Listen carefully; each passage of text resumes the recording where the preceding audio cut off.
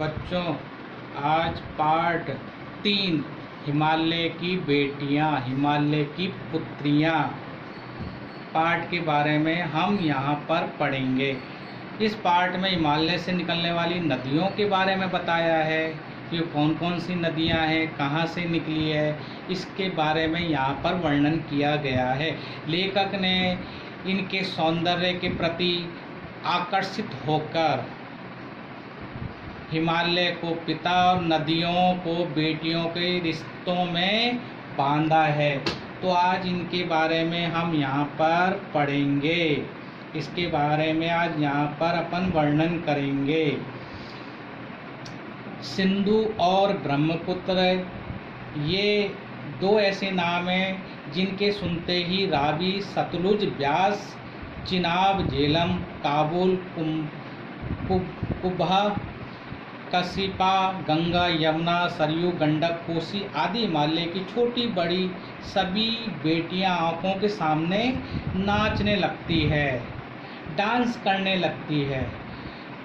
वास्तव में सिंधु और ब्रह्मपुत्र स्वयं कुछ नहीं, दयालु हिमालय के पिघले हुए दिल की एक एक बूंद न जाने कब से इकट्ठा होकर इन दो महानदों के रूप में समुद्र की ओर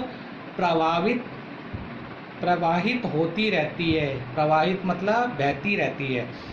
कितना सौभाग्यशाली है वह समुद्र जिसे पर्वतराज हिमालय की इन दो बेटियों का हाथ पकड़ने का श्रेय मिला, जिन्होंने मैदानों में ही इन नदियों को देखा।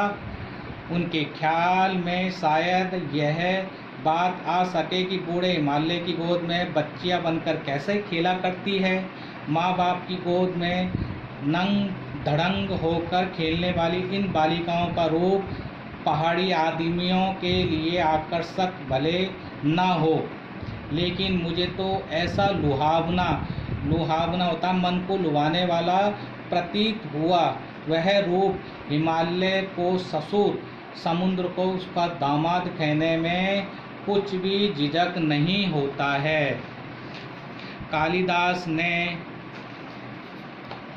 के विरही यश ने अपने देवदूत में कहा है,